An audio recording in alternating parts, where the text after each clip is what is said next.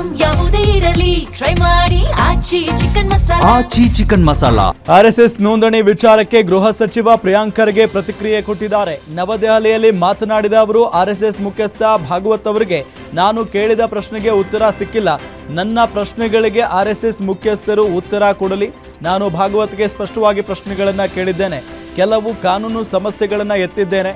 ಆರ್ಎಸ್ಎಸ್ಗೆ ಸಂವಿಧಾನದ ಪ್ರಶ್ನೆಗಳನ್ನು ಕೇಳಿದ್ದೇನೆ. ನನ್ನ ಪ್ರಶ್ನೆಗಳಿಗೆ ಮೋಹನ್ ಭಾಗವತ್ ಉತ್ತರಿಸಲಿ. ಪ್ರಶ್ನೆ ಕೇಳಿದ್ದು ನಾನೇ ಯಾಕೆ ಉತ್ತರಿಸಬೇಕು ಅಂತ ಹೇಳಿದ್ದಾರೆ.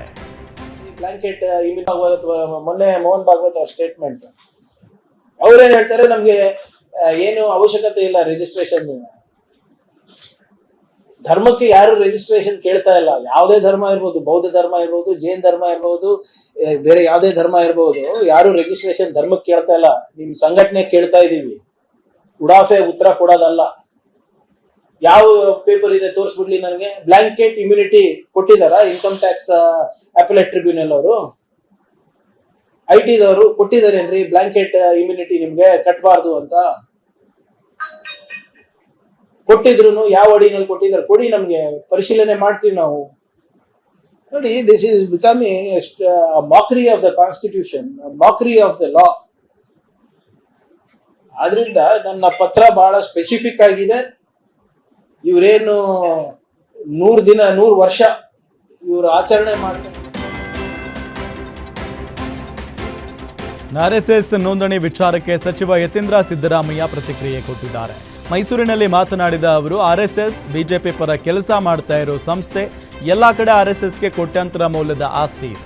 ಅದಕ್ಕೆಲ್ಲ ಆರ್ಎಸ್ಎಸ್ ಸರ್ಕಾರಕ್ಕೆ ಲೆಕ್ಕ ಕೊಡಬೇಕು. ಕಾನೂನಿಗಿಂತ ಯಾವ ಸಂಘಟನೆಯೂ ದೊಡ್ಡದಲ್ಲ. ಗೃಹ ಸಚಿವರು ಒತ್ತಾಯ ಮಾಡ್ತಾ ಇರೋದು ಸರಿ ಇದೆ ಅಂತ ಹೇಳಿದ್ದಾರೆ.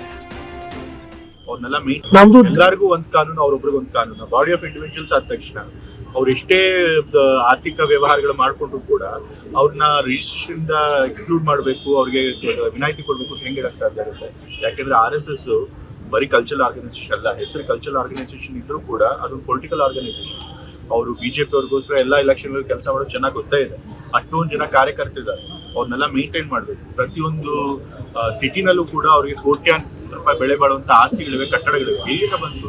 ಸೊ ಇದನ್ನೆಲ್ಲ ನಾವು ತಿಳ್ಕೊಳ್ಬೇಕು ಅಂತಂದ್ರೆ ಫಸ್ಟ್ ರಿಜಿಸ್ಟ್ರೇಷನ್ ಆಗಬೇಕು. ಸೊ ಹೋಮ್ ಮಿನಿಸ್ಟರ್ ಅವ್ರು ಏನು ಕೇಳಿದ್ದಾರೆ, ಅವ್ರು ರಿಜಿಸ್ಟ್ರೇಷನ್ ಆಗಬೇಕು ಅನ್ನೋದು ಅದು ಕಾನೂನು ಪ್ರಕಾರವಾಗಿ.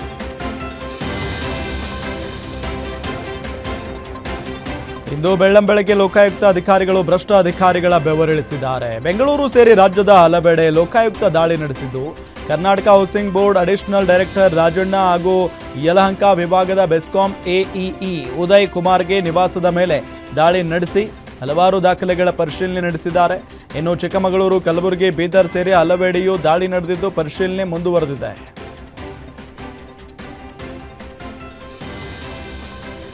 ದಾವಣಗೆರೆಯಲ್ಲಿ ಭ್ರಷ್ಟ ಅಧಿಕಾರಿಯ ಬೆವರಿಳಿಸಿದ ಲೋಕಾಯುಕ್ತ ದಾಳಿ ನಡೆಸಿದೆ. ಸಿದ್ದೇಶ್ವರನ ಸಂಪತ್ತು ಕಂಡು ಲೋಕಾಯುಕ್ತ ಅಧಿಕಾರಿಗಳೇ ಶಾಕ್ ಆಗಿದ್ದಾರೆ.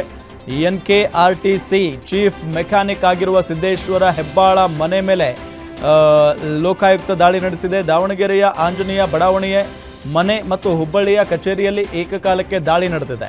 ದಾಳಿ ವೇಳೆ ಅಪಾರ ಪ್ರಮಾಣದ ಚಿನ್ನಾಭರಣ, ಬೆಳ್ಳಿ ವಸ್ತುಗಳು ಪತ್ತೆಯಾಗಿವೆ. ಅಲ್ಲದೆ ಮನೆಯಲ್ಲಿ 40 ಲಕ್ಷ ರೂಪಾಯಿ ಹಾರ್ಡ್ ಕ್ಯಾಶ್ ಕೂಡ ಸಿಕ್ಕಿದೆ. ಡಿಸೈನ್ ನೆಕ್ಲೇಸ್, ಚಿನ್ನದ ಬಳೆ, ಕಿವಿಯೋಲೆ, ಪೆಂಡೆಂಟ್ಗಳನ್ನು ಅಧಿಕಾರಿಗಳು ವಶಪಡಿಸಿಕೊಂಡಿದ್ದಾರೆ. ಜೊತೆಗೆ ಹೆಚ್ಚು ಆಸ್ತಿ ಅಂದರೆ ಆದಾಯ ಮೀರಿ ಹೆಚ್ಚು ಆಸ್ತಿ ಗಳಿಕೆ ಆರೋಪದ ಅಡಿ ಲೋಕಾಯುಕ್ತ ಪೊಲೀಸರು ದಾಳಿ ನಡೆಸಿದ್ದು ದಾಖಲೆಗಳನ್ನು ಪರಿಶೀಲನೆ ನಡೆಸ್ತಾ ಇದ್ದಾರೆ.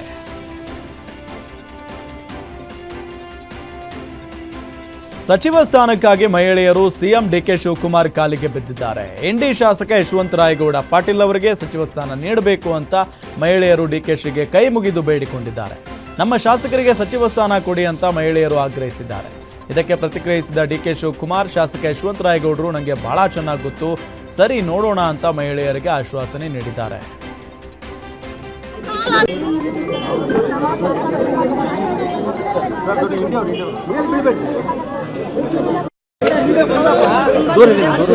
ಅಲ್ಲಿ ನೀವು ಸಚಿವ ಸ್ಥಾನ ಕೊಟ್ರಿ ಅಂದ್ರೆ ಅಲ್ಲಿ ಒಂದು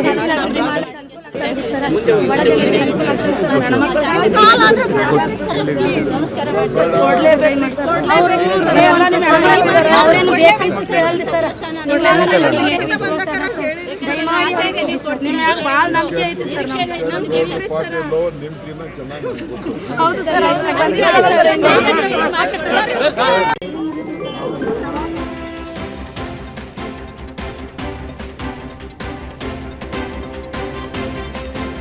ಕಾಂಗ್ರೆಸ್ನಲ್ಲಿ ಬೆಂಗಳೂರು ಖ್ಯಾತೆಯಿಂದ ಸಮಸ್ಯೆ ಹೆಚ್ಚಾಗಿದೆ. ಉಸ್ತುವಾರಿಯೇ ಇಲ್ಲದ ಹಲವಾರು ಕೆಲಸಗಳು ಇನ್ನೂ ಬಾಕಿ ಉಳಿದಿವೆ.